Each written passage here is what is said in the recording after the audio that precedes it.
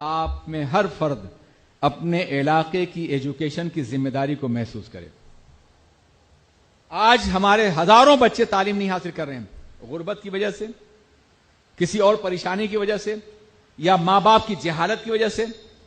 عالم تو یہ ہو گیا ہے بامبے میں مسلم محلوں کا کہ میں اکثر رات کو دیر سے تقریر کر کے آتا ہوں، دیکھتا ہوں لوگ تاش کھیل رہے ہوتے ہیں، پکوڑے پک رہے ہوتے ہیں، لذت کام و دہن کی بات ہو رہی ہوتی ہے۔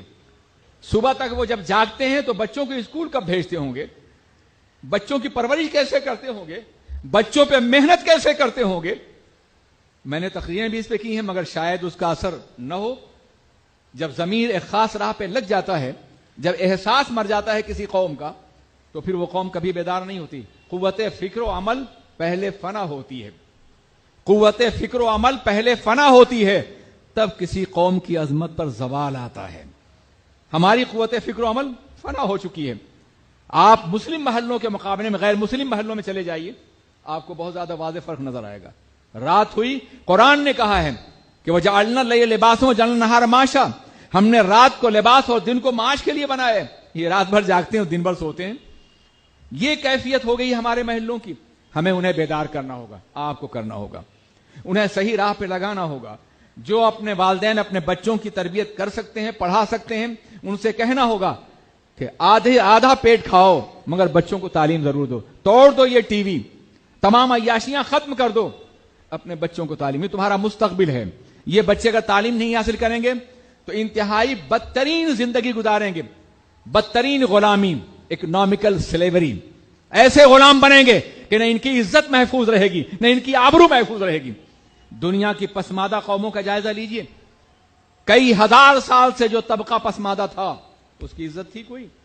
اس کی کوئی آبرو تھی؟ اس کا کوئی وقار تھا؟ اور آج وہ طبقہ اٹھ رہا ہے اور اس کی جگہ ہم لے رہے ہیں۔ وہ طبقہ اٹھ رہا ہے، اس کے اندر بیداری پیدا ہو چکی ہے، اس کے وسائل ہیں، اور ہم وہی جگہ لینے جا رہے ہیں۔ اگر یہ خدا نخواستہ وقت آیا تو صدیوں تک نہ ہماری آبرو محفوظ ہوگی، نہ عصمت محفوظ ہوگی، نہ ہم محفوظ ہوں گے۔ ہمیں غلاموں کی طرح سے زندگی گزارنی پڑے گی۔ اس غلامی سے بچانے کے لیے ہمیں اجتماعی محنت کرنی پڑے گی مکمل طور پہ، اور اس کا طریقہ یہ ہے کہ جتنے بھی افراد ہیں، آپ پورے شہر کو سنبھال سکتے ہیں، اپنے محلے کا جائزہ لیں، دیکھیں کون سے بچے پڑھ رہے ہیں اور کون سے بچے پڑھ نہیں رہے ہیں۔ نہیں پڑھ رہے ہیں تو نہ پڑھنے کے اسباب تلاش کریں اور ان اسباب کو دور کرنے کی کوشش کریں۔ ان وجہوں کو، اگر غریب ہیں، فیس نہیں دے سکتے، آپ فیس دیں۔ اور صرف یہی نہیں بلکہ جو بچے پڑھ رہے ہیں ان کے لیے ایکسٹرا ٹیوشن کا انتظام کریں، میتھ ہے، سائنس ہے، لینگویج ہے۔ آپ انہیں ہفتے میں ایک روز ٹائم دیں تاکہ وہ ہیوی ٹیوشن سے بچنے کے لیے اپنے اپنے محلے میں خود پڑھیں۔ آپ علماء سے بھی کام کرا سکتے ہیں، اور طریقہ یہ ہے کہ علماء 1 یا 2 روز تک دین کی تعلیم دیں اور آپ لوگ انہیں سیکولر ایجوکیشن دیں، کالج کی تعلیم دیں۔ نتیجہ یہ ہے کہ وہ دینداری بنیں گے اور اس کے ساتھ ساتھ بہترین رزلٹ بھی لائیں گے۔ بہترین رزلٹ لانا بے پناہ ضروری ہے آگے بڑھنے کے لیے۔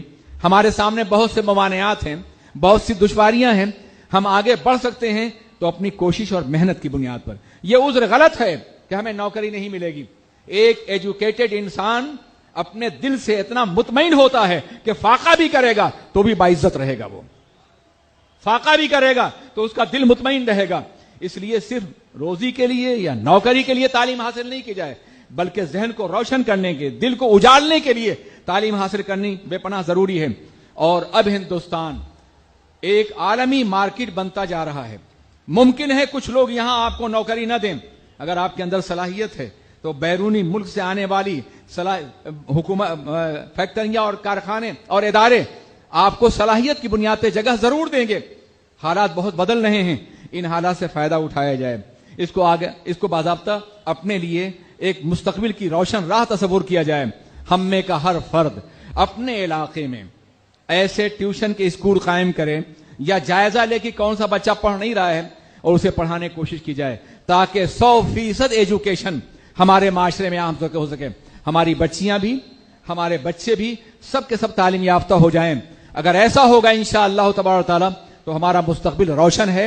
ہم صدیوں کی مایوسیوں کو چند سالوں کے اندر دور کر سکتے ہیں اگر ہمارا عزم محکم ہو، ہمارے ارادے مضبوط ہوں، اور اگر ہم دین کے لیے کچھ قربانی، وقت کی قربانی دینے کے لیے تیار ہو جائیں تو یقیناً ہم کامیاب ہو سکتے ہیں۔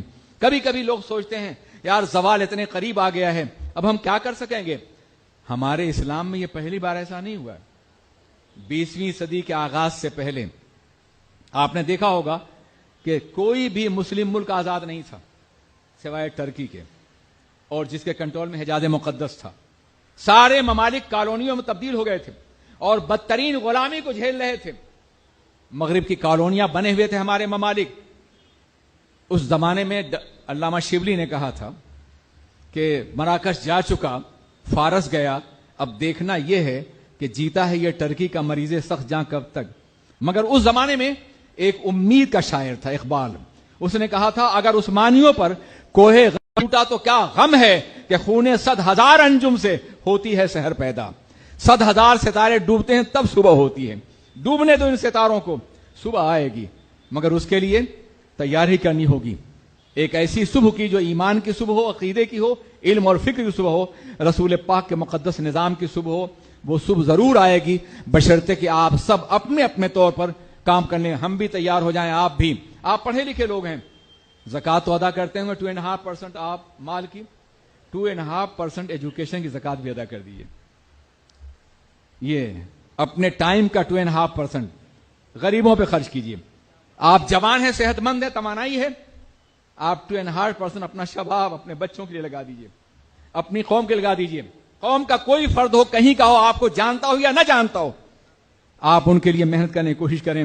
اللہ آپ کی جوانی بھی سلامت، آپ کا سرمایہ بھی سلامت رکھے گا اور آپ کا علم بھی بڑھاتا چلا جائے گا۔